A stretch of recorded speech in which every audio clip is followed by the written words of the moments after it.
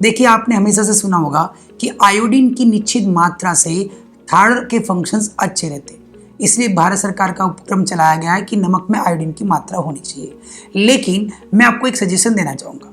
बहुत से लोग इससे कंफ्यूज हो जाते हैं कि काला नमक लेना चाहिए, पिंक सॉल्ट लेना चाहिए या ब्लैक सॉल्ट लेना चाहिए, या हमें जो ये सी सॉल्ट है जिसके अंदर आयोडीन नमक है वो क्या खाना चाहिए।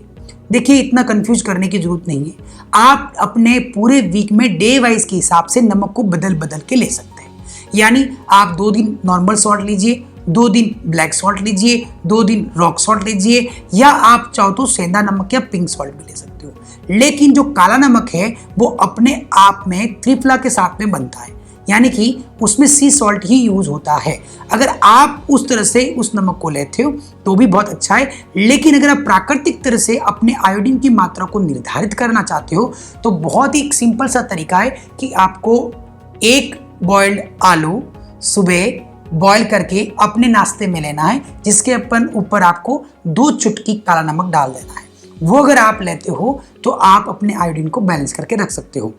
अब अगर आपको हाइपोथायराइड है तो आपको जो चीजें अवॉइड करनी है उसको है गोभी, ब्रोकली, मूली, पालक, मूंगफली, ऐसी चीजें जो आपके एस्ट्रोजन्स को बढ़ा सकती है, जो मेनली फीमेल के लिए है, वो आपके थायराइड से होने वाली कॉम्प्लिकेशंस को बढ़ा सकती है।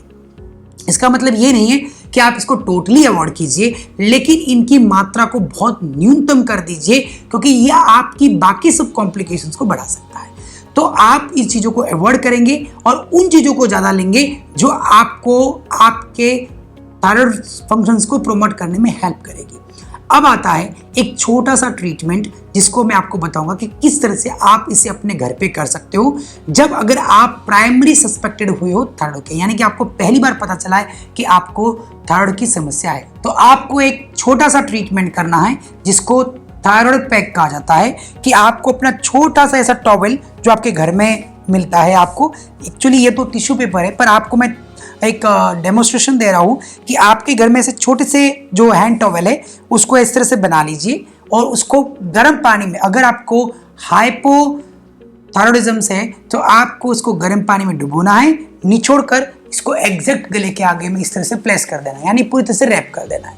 ये आपको 15 मिनट के लिए रखना है। इस तरह से आपको ये हर दिन इस प्रक्रिया को करना है। इसको करने से आपके जो थायराइड के स्टिमुलेशन हार्मोन्स है उसको कंट्रोल में आने में हेल्प करेगा। दूसरा है कि आप जो ड्राई कोरिएंडर होता है या जो ड्राई धनिया है उसका पानी आपको पीना चाहिए। लेकिन लोग कहते हैं कि सर हम धनिया पानी पीते हैं फिर भी हमारा जो थायराइड है वो कंट्रोल नहीं हो रहा है। तो देखो, उसमें एक जानने की जरूरत है। आपको इस तरह से नहीं बनाना जैसे आप रोटी में बनाते हो कि आप रात को उसको भिगो देते हो और सुबह उसको बॉईल करके छान कर पीते हो। ऐसा नहीं करना है। पहले आपको धनिए को, जो 2 चम्मच धनिया है, उसको रात को भिगो देना है और उसको भिगोने के बाद में उसको सुबह उबाल कर उसको छान कर 1 गिलास पानी बना लेना है।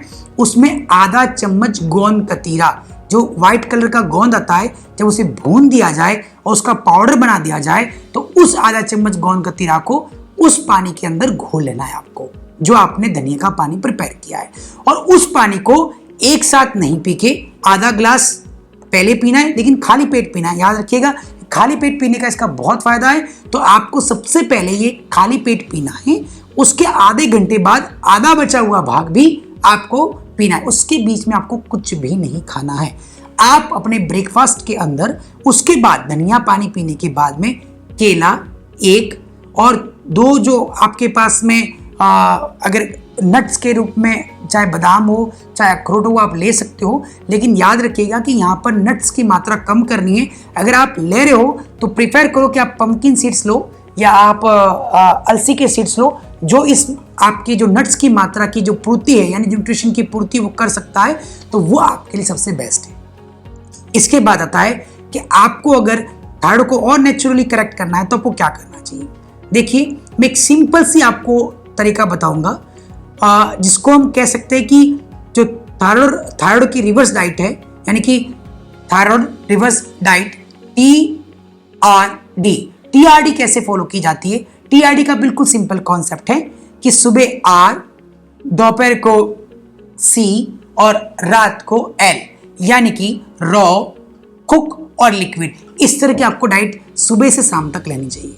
तो आपको क्या करना है, रॉ में आप ब्रेकफास्ट के समय में बिल्कुल सभी तरह का अपना ब्रेकफास्ट रॉ ही कीजिएगा। जिसके अंदर जो हमने चीजें बताई थी वो तो आपको अवॉइड करनी है। उसके अलावा आप फल या सब्जियां या सलाद आप खा सकते हो। जैसे टमाटर एक फल है, और अगर आप चाहो तो गाजर या और कोई सब्जी जो आप बनाते हो उसे आप रॉ में ले सकते हो। 12 बजे आपको कुक डाइट लेनी है। कुक डाइट में क्या आता है कि उसका एक सीक्वेंस है। उस सीक्वेंस में अगर आप लोगे तो आप अपने वेट को कंट्रोल कर पाओगे और थायराइड जैसी समस्या को कंट्रोल कर पाओगे। इसमें पहले आपको सूप पीना है, फिर आपको 1 कटोरी दाल खानी है, फिर आपको सब्जी खानी है, फिर आपको 1 प्लेट सलाद लेना है, फिर आपको 1 गिलास छाछ पीनी है, और उसके बाद आपको रोटी या सब्जी या चावल खाने हैं। याद रखिएगा, यानी अगर आपने प्लेट रखी है तो पहला जो बाउल है वो आपका जाएगा सूप का। इस तरह से सूप, सब्जी, दाल, सलाद, छाछ, ये सब पूरा होने के बाद ही आपको रोटी पे जाना चाहिए अगर आप अपना वेट कंट्रोल करना चाहते हो, अगर आप अपने थायराइड को करेक्ट करना चाहते हो। ये आपको ध्यान रखना है कि इसके दरमियान आपको कोई भी स्नैक्स नहीं लेने हैं। आपको शाम को सीधा एल डाइट यानी कि लिक्विड डाइट पे जाना है। अब लिक्विड डाइट होती क्या है, देखो 3 तरह की लिक्विड डाइट मैं यहाँ पर आपको एक्सप्लेन करूंगा जो थायराइड के अंदर बहुत हेल्प करती है। पहली, अगर आप सिर्फ जूस या सूप लेना चाहो तो ले सकते हो।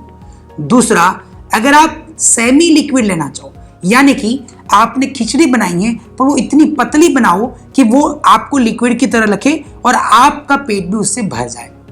तीसरा होता है जो लिक्विड कंसन फॉर्म होती है, यानी कि आपको अपना ओट्स, आपकी वेजिटेबल सब्जी का सूप और आपकी दाल, यानी कि तीनों लिक्विड मात्रा में होनी चाहिए। सभी कंटेंट आपको लिक्विड मात्रा में होनी चाहिए। इसमें सब्जियां नहीं आएगी जो मतलब बिना रस की होती है या बिना रसे की होती है।